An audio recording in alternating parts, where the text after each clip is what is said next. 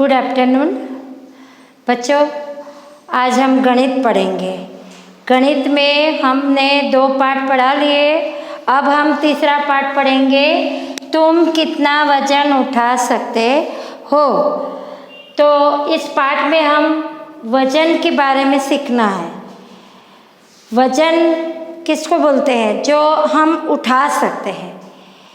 उठाने पर हमको भी पता चलता है भारी है कि हल्का है।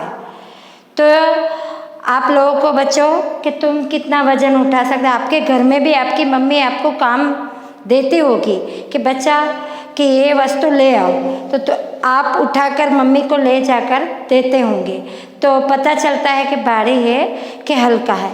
तो यहाँ इस पाठ में चालाक गधा और भारी बोझ, ये कहानी आती है इस पाठ में। तो मैं कहानी बताऊंगी आपको कि चालाक गधा और भारी बोझा। एक संदीप नाम का आदमी होता है, उनका नाम संदीप है। वो अपने गधे पालता है। गधे पर माल सामान वो दूसरे शहर में ले जाता है।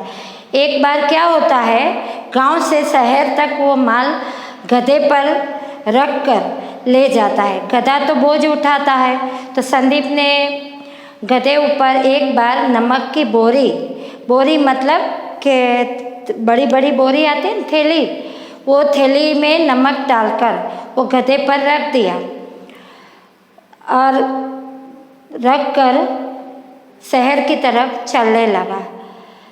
रास्ते में एक नदी आती है। एक गधा क्या होता है, 4-5 उसके पास गधे थे, सबके ऊपर बोरी रखी थी नमक की।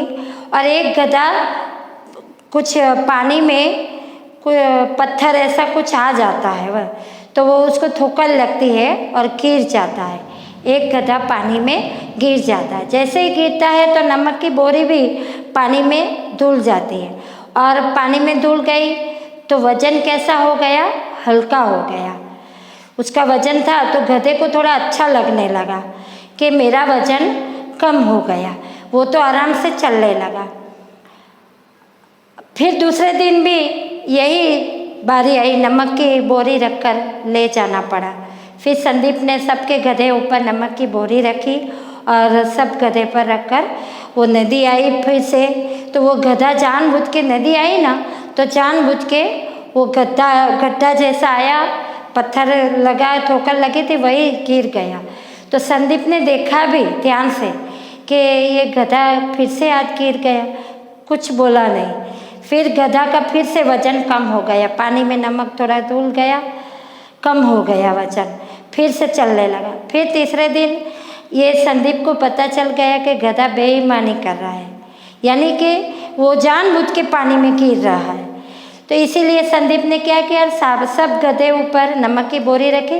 जो गधा चालाक था, वो जानबूझ के पानी में गिरता था, उनके ऊपर वो ऊनी कपड़े की बोरी बांध कर रख दी।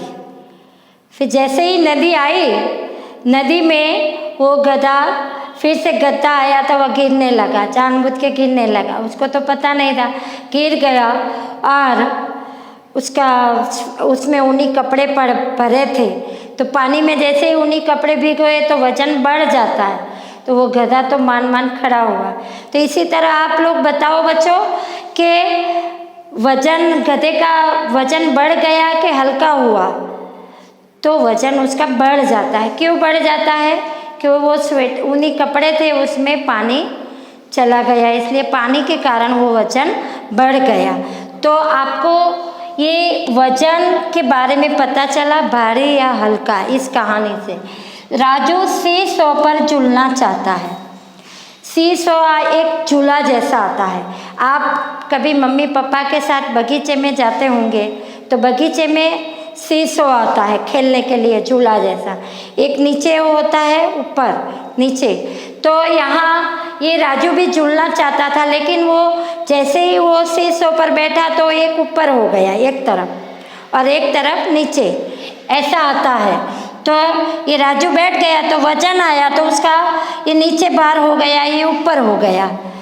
तो अब उसको मदद करने के लिए रानी आती है। तो रानी दूसरी तरफ बैठती है तो भी राजू खेल नहीं पाता है। फिर रानी का दोस्त असलम आता है तो भी वजन राजू का नीचे हो जाता है और ये तो भी राजू का वजन नहीं उठा पाते, असलम आया तो भी। फिर राजू ने क्या किया कि उसका बस्ता था वो बस्ता रख दिया, इस तरह दोनों तरफ सेम सेम माप हुए तो खेले। तो ये कहानी से हमें ये पता चलता है भारी हल्का, यानी हमारा भारी वजन हम लोग चुलेंगे तो वो वजन बढ़ जाता है और समान वजन करने के लिए समान माप रखना पड़ता है। ये कहानी से हमें पता चलता है समान माप रखना है।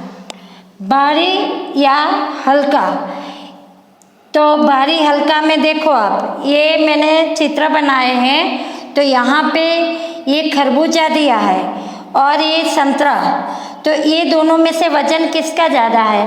तो इनका वजन ज़्यादा है तो ये नीचे झुक जाएगा और इसका हल्का वजन है तो यहाँ पर इसको ऊपर रहेगा।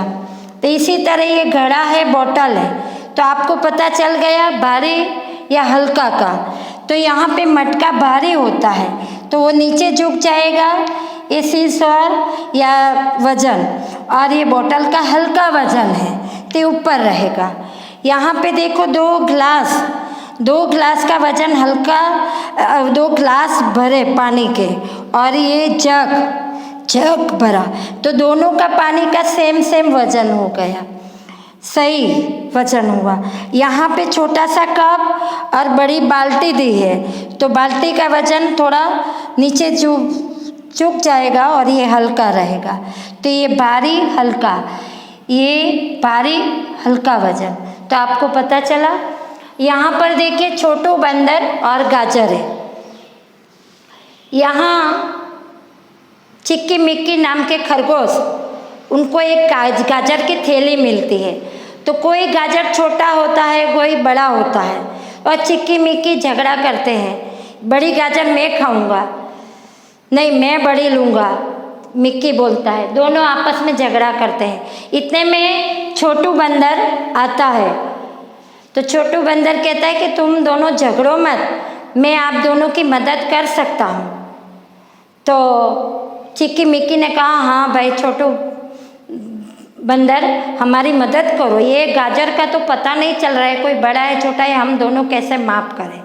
फिर छोटू बंदर ये दोनों के लिए माप करने के लिए क्या लाया होगा? तराजू।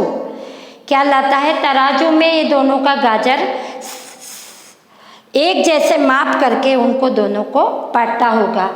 ये यहाँ पर ही ऐसी कहानी बताते हैं, मैंने छोटा सा बताया कि आपको पता चलता है। तो आप दुकान में जाते हैं तो दुकान में दुकानदार हमको चीनी चाहिए, आधा किलो चीनी चाहिए, तो वो वजन करके देता है ना।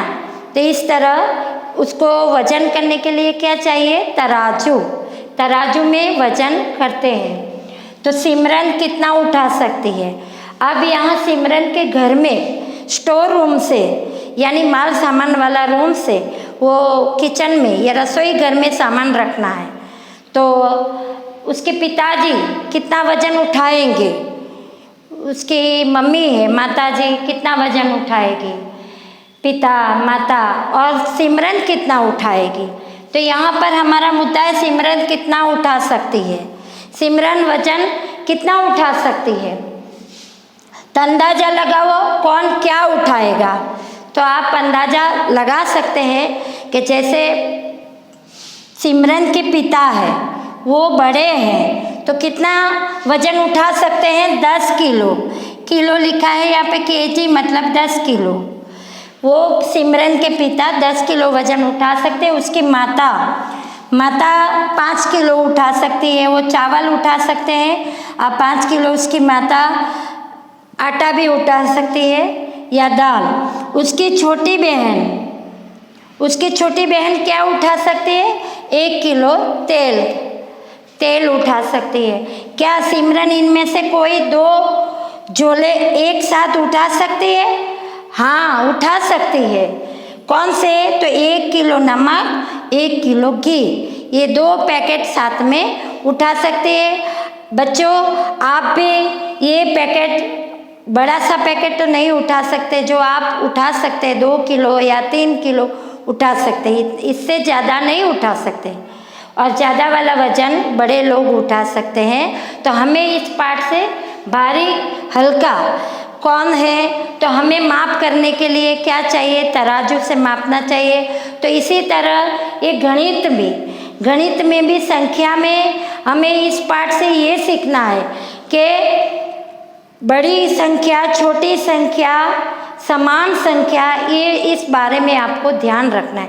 1 से 100 तक गिनती में आपको यही याद रखना है, छोटी संख्या कौन सी, बड़ी संख्या कौन सी। तो बच्चों इस पार्ट में समझ में आया होगा। हम आगे वीडियो में अभ्यास और स्वाध्याय सीखेंगे। ओके बच्चों, बाय।